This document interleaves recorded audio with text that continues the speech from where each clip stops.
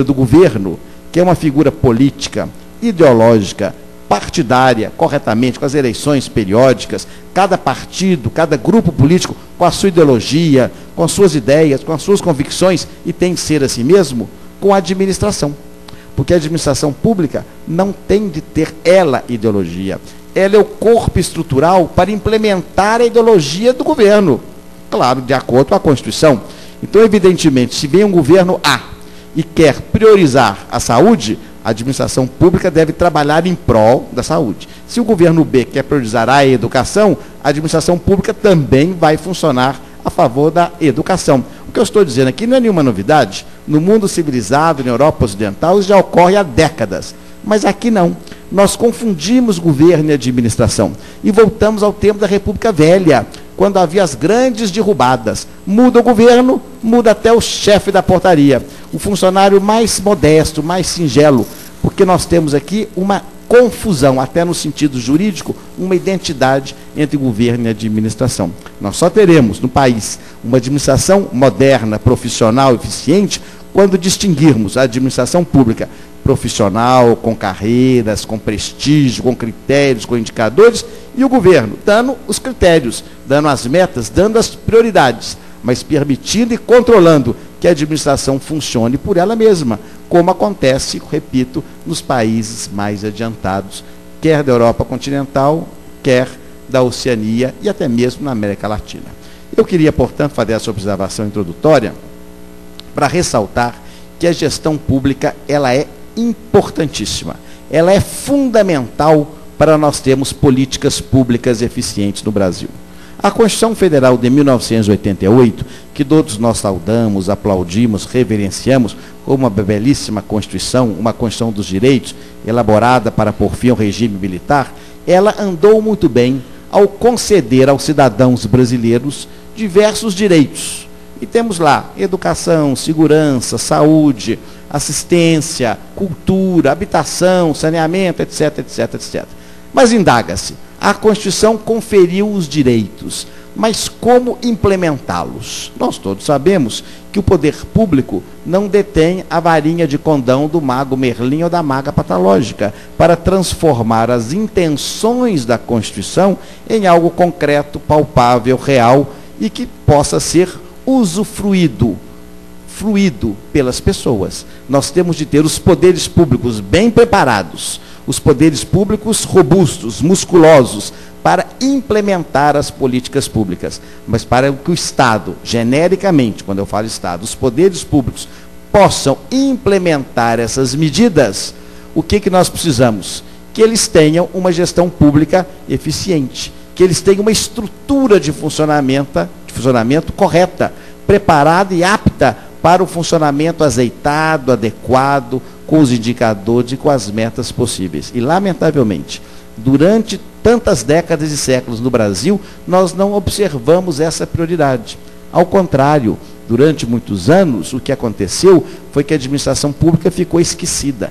Ela era sempre relegada e os ministros da administração, secretários da administração, eram pessoas completamente até apagadas do cenário político, sem prestígio, porque o prestígio maior sempre foi colocado na pasta e nas funções da área fazendária, da área da economia. E justiça será feita, depois de tantos anos de dificuldades econômicas, especialmente ao tempo da inflação, a economia, de fato, acabava absorvendo os maiores cérebros, os maiores valores iam todos para a economia. Ninguém queria cuidar de administração pública, considerada uma atividade burocrática, chata, de segunda categoria, não privilegiada, até aborrecida. E a economia não, radiante, poderosa, os economistas mandaram no país durante tantas décadas. Com o fim do processo inflacionário, o que aconteceu na década de 90? Do dia para a noite, nós passamos a observar que a melhora econômica não estava sendo seguida pela melhora da administração pública. Resultado, o país avançava e avança economicamente, mas a qualidade dos serviços públicos não. Passamos a ter mais recursos públicos disponíveis para saúde, educação, segurança, infraestrutura, mas a má gestão dos poderes públicos levava ao desperdício, à falta de critérios, à falta de resultados mesuráveis e palpáveis.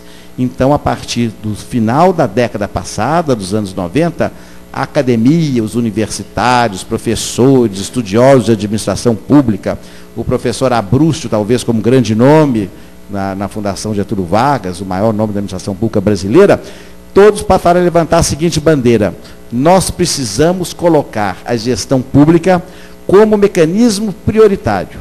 Precisamos estimular os governos, precisamos sensibilizar os líderes políticos para termos na gestão pública um instrumento eficiente para alcançarmos as políticas públicas. Porque, do contrário, não adianta alocarmos muito dinheiro na educação, na saúde, segurança, infraestrutura, telecomunicações e habitação, que o dinheiro não será bem gasto. Haverá um desperdício. E não é mesmo que na semana passada a imprensa nacional noticia que o Brasil como um todo gasta na educação pública brasileira mais que muitos países do mundo. Parece que é o segundo ou terceiro de todos os países do mundo.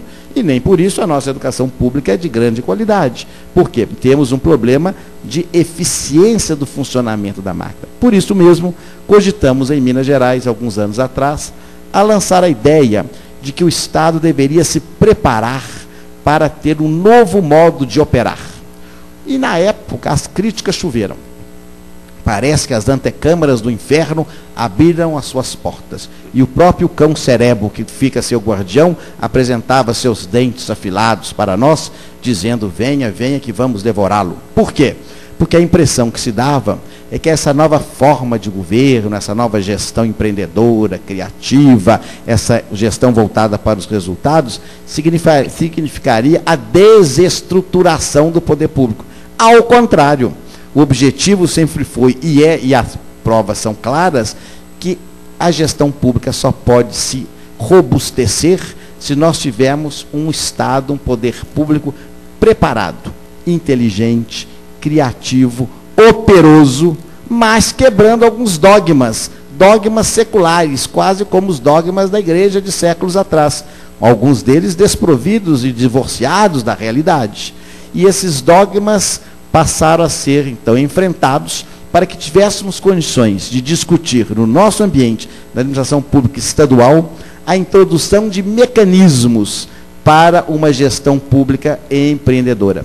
Uma gestão pública que pudesse, de fato, de maneira muito cristalina, translúcida, transparente, apresentar resultados à população. E esses resultados se dariam através de metas e indicadores. E aí muitos criticam, já vou antecipar o que muitas pessoas falam. Isso significa trazer para o governo métodos da iniciativa privada. Falso. É impossível trazer métodos e critérios da iniciativa privada para o setor público. E aqui fala não o vice-governador, mas o professor de direito administrativo. Porque os regimes jurídicos, e aqui muitos são da área do direito, os regimes jurídicos da área privada e pública são completamente diferentes. Portanto, os institutos são incompatíveis. É como se fizesse uma transfusão de órgãos entre humanos, onde não houvesse a compatibilidade sanguínea. Não funciona. O que é possível nas duas mãos, vice-versa, é pegar institutos que funcionam no setor público, adaptá-los e levá-los ao setor privado. E da mesma forma, adaptar institutos do setor privado e trazê-los para o setor público, adaptando-os à realidade normativa, aos princípios, aos critérios e às prioridades do setor público. E assim foi feito. Nós tivemos, portanto, por uma grande criatividade, a possibilidade de introduzir em Minas Gerais mecanismos desta natureza e com esse perfil. E conseguimos, portanto, modificação do padrão de funcionamento do Estado. Fácil fazê-lo? Não, muito difícil. Eu vou citar como exemplo a área que o professor Sapori é especialista, que é a área da defesa social. Eu participei com muita honra como assessor pessoal do relator da 4ª Assembleia Constituinte Mineira em 1989. Aqui foi falada a minha idade, não é? Então eu não posso nem escondê-la. E a juventude dos 29 anos que o Roberto mencionou, a minha já se desfez no tempo, há muito tempo. Mas, de todo modo, eu ainda estava nessa faixa quando era assessor do relator da Constituição Mineira. E naquela época, nós ouvíamos sugestões de vários setores da sociedade, houve uma participação muito efetiva, os segmentos sociais, as comunidades participavam, fazíamos debates, eram milhares de sugestões, E uma delas veio redonda, que não está na Constituição Federal. Criar um sistema de defesa social. O que seria